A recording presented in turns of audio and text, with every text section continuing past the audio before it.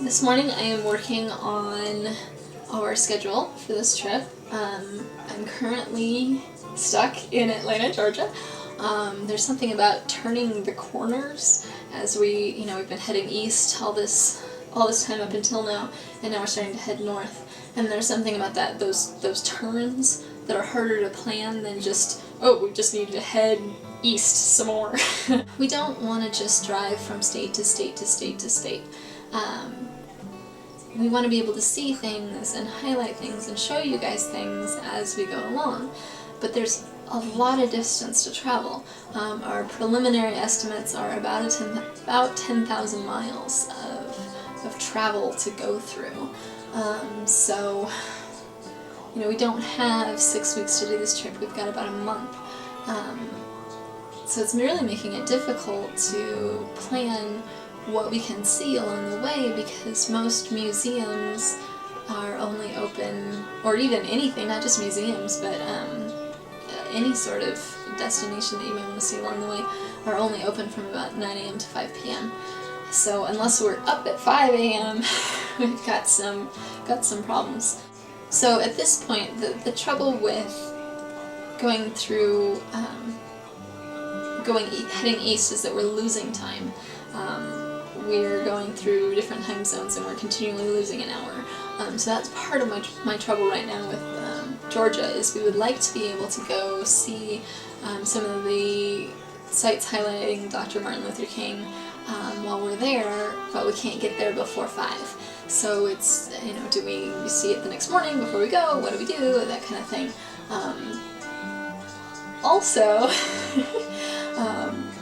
a fairly major challenge is that I have forgotten some of the time changes as I've done this. I know of 2 for sure, I think 3 time zone changes that I've forgotten earlier in my schedule, so I have to go back and do all of that, which I'm not excited about at all, but we've got to take it into account. So that's an adventure.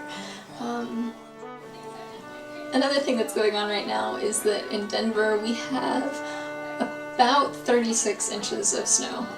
It's not even Halloween yet, and we're having a major snowstorm. And that to me just highlights one of the major wild cards of this trip, which is that we cannot account for the weather. Most people taking a road trip of this magnitude would do so in the summer. Obviously not February, but because of my job as a wedding photographer, that's just not something that we can do. We just don't have that time. Marshall and Parker and I have tournaments to run in March. We have to be back to take care of those responsibilities we have. And really, I don't know that Chicago in March is any less snowy than Chicago in February. I don't know that would make a big difference for us. So we're going in the winter.